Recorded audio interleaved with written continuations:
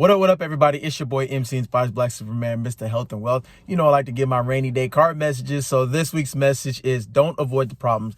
And this message is specifically for my entrepreneurs, business owners, but it also can relate to the people in relationships, people who are leaders, people who have kids, people who are in lockstep with Christ in their walk. You can't avoid the problem. And the one thing about being a business owner is I've been a business owner for years. I've done multiple types of business. I've rose to leadership in different businesses. And I've realized that when it comes to business, there will be problems. There'll be hard times. There'll be failures. There'll be rejections. Everybody knows this. There'll be times where you're just like, look, why do I have to call this agent for the 95th time to remind them that there's training on Tuesday when there's been training on Tuesday for the last 30 years, right? But you got to do it. Why? Because you're a leader, and the best business owners, the best spouses, the best parents are good at doing what? Solving problems. You understand their problems and you become the problem solver. You get really good at finding solutions. But here's the reality of it. When it comes to business, especially, a reason why a lot of people quit is because they don't want to be a problem solver.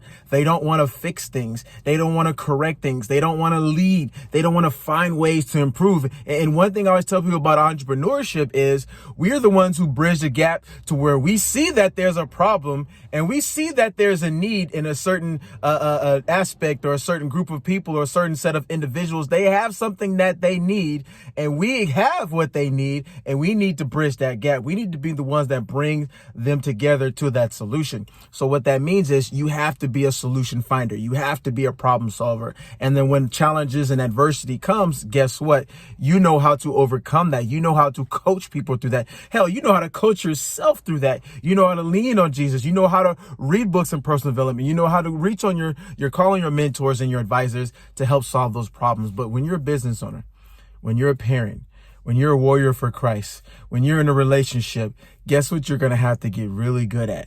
Solving problems and solving them quickly. You can't avoid the problem. So again, I'm just telling you, it's part of life. It's part of the battle. Now, could you be someone who just falls in line and maybe even works a 9 to 5 and just have somebody else solve all your problems and come up with solutions? You can be that person.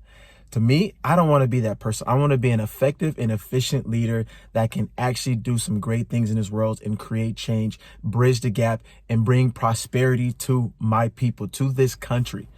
But you know what I had to learn? I had to learn to be a problem solver. I had to learn to be someone that people can come to when they can ask a question. I can help them find a solution. There's a book, there's a video, there's so many things that can help them, because my ultimate goal is for them to do what?